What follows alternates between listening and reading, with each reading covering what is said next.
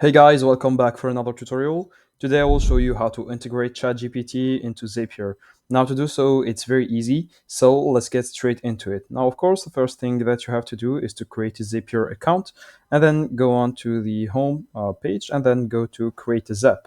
Now you'll find yourself in this editor with the Copilot, and we will use the Copilot a lot in this tutorial. We will primarily be using the Copilot actually.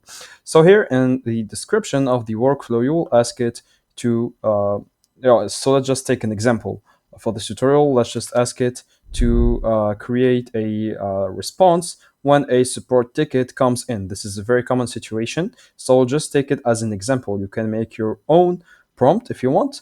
If you want, for example, to create a follow-up response to an email or something like that, you can do it, of course. But here I will just make a response with ChatGPT whenever a support ticket comes in. So I will tell to automate everything, and then I will just basically be going back and forth with a chatbot and chatting with it to get the best output possible. So here, for example, I think it will ask me which type of support system I want to use, and then I will use Zendesk, for example. Yeah, it has just used it automatically. So here, let's just wait for it a few seconds to work. Now, this Zap is actually very easy to use. You just can type your prompt and it will do it automatically.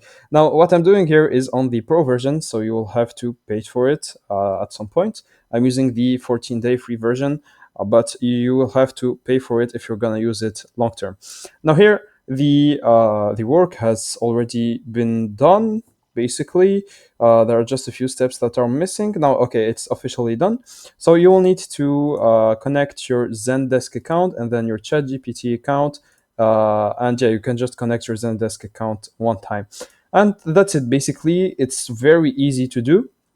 Now for the trigger event, it will make a new ticket, and for ChatGPT, the action event will be to send the prompt. And that's it. Zendesk will update the ticket and you will be good. As you can see, it's very easy, so you don't need to do anything at this point. You'll just need to click on test run and then publish. And that's it, basically. It's as easy as that. I hope you guys enjoyed this tutorial. Don't forget to like and subscribe if it helped you.